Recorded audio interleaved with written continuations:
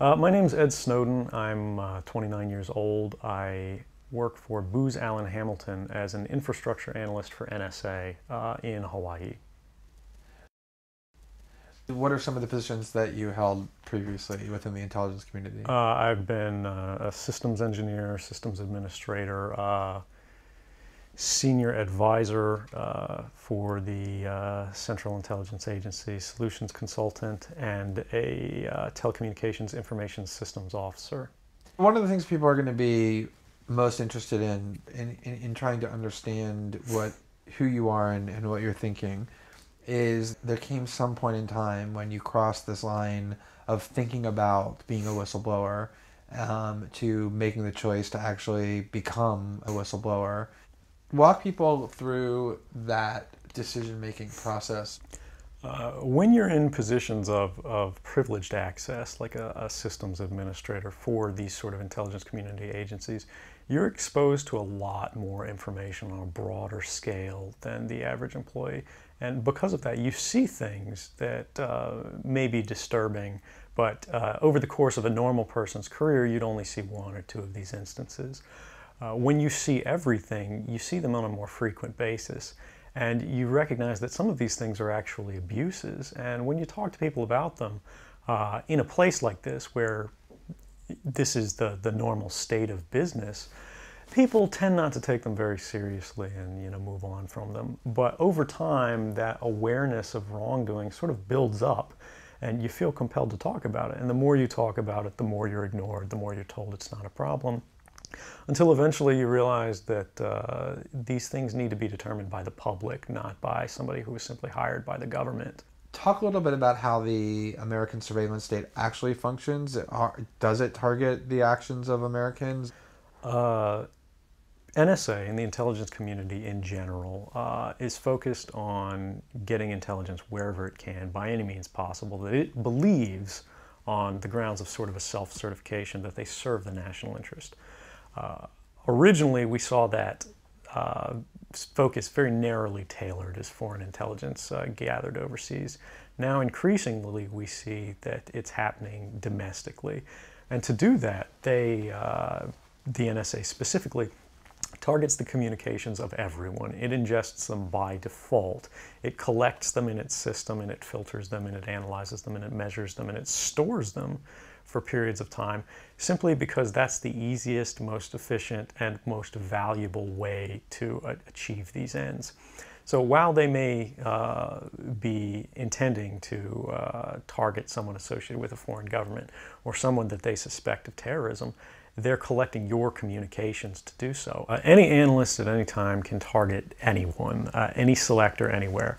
Where those communications will be picked up depends on the range of the sensor networks and the authorities that that analyst is empowered with. Not all analysts have the ability to target everything, but I, sitting at my desk, certainly had the authorities to wiretap anyone, from you or your accountant to a federal judge to even the president if I had a personal email.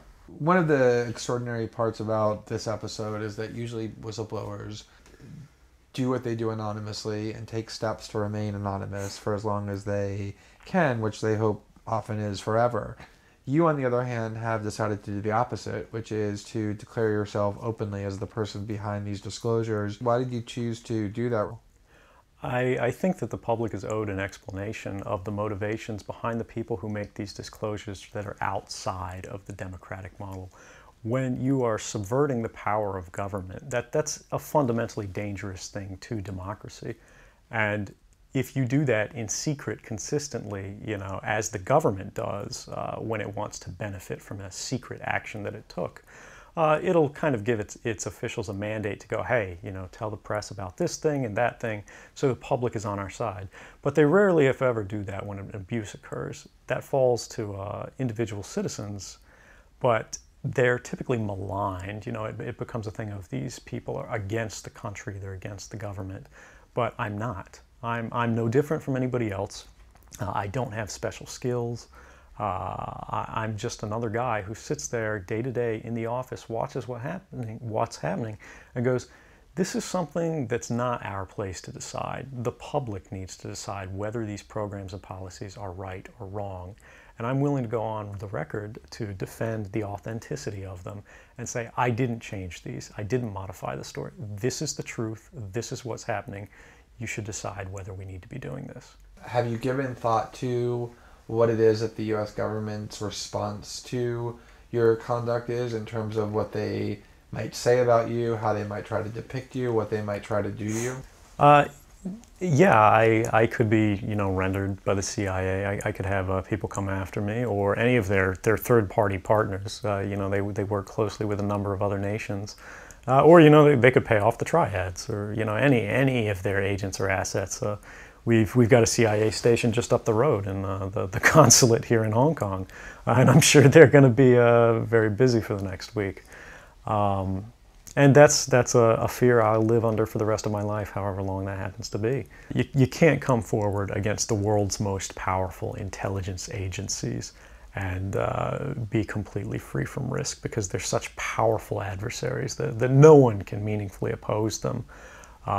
If they want to get you, they'll get you in time.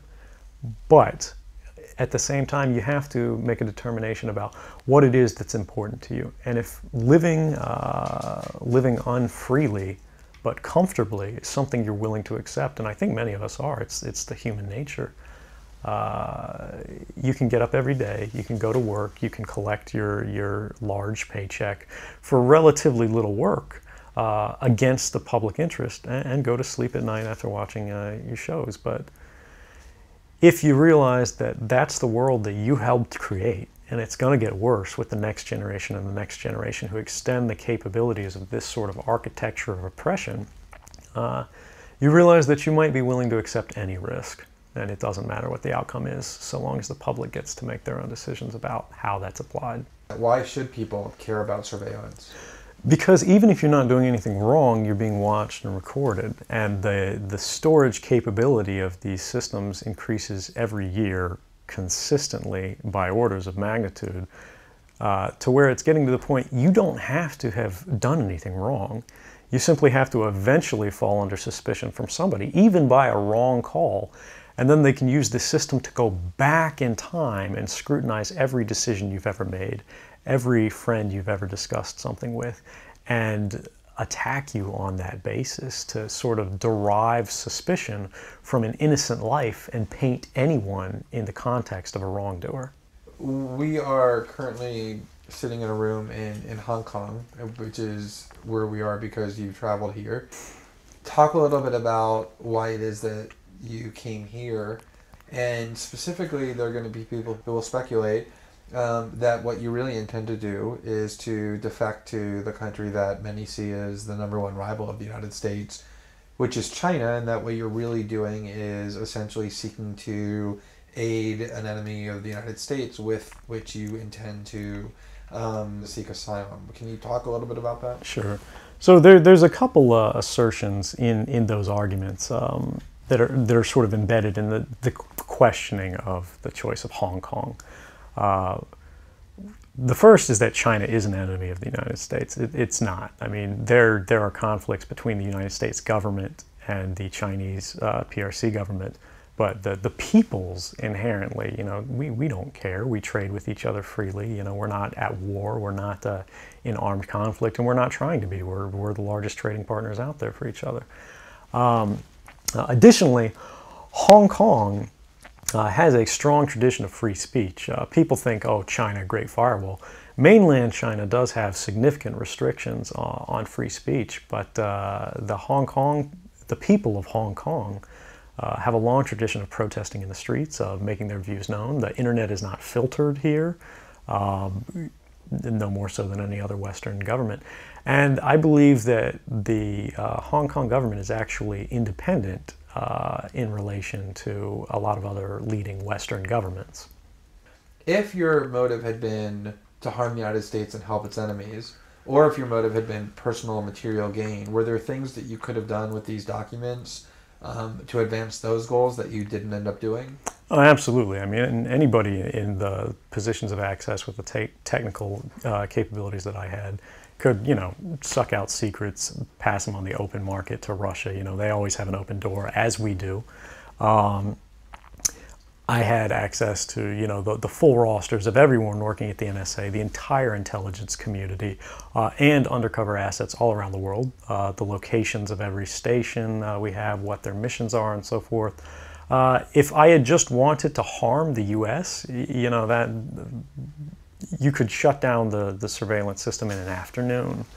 But that's not my intention, and I think for anyone making that argument, they need to think, if they were in my position, and you know, you live a privileged life, you're living in Hawaii, in paradise, and making a ton of money, what would it to make you leave everything behind?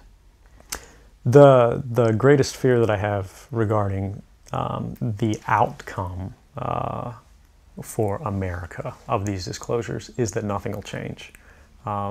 People will see in the media all of these disclosures. They'll know the lengths that the government is going to grant themselves powers unilaterally to create greater control over American society and global society. But they won't be willing to take the risks necessarily to stand up and fight to change things, to force their representatives to actually take a stand in their interests. And the months ahead, the years ahead, it's only going to get worse until eventually there will be a time where policies will change, because the only thing that restricts the activities of the surveillance state are policy. Even our agreements with other sovereign governments, we consider that to be a stipulation of policy rather than a stipulation of law. And because of that, a new leader will be elected. They'll flip the switch, say that because of the crisis, because of the dangers that we face in the world, you know, some new and unpredicted threat, we need more authority, we need more power, and there will be nothing the people can do at that point to oppose it, and it'll be turnkey tyranny.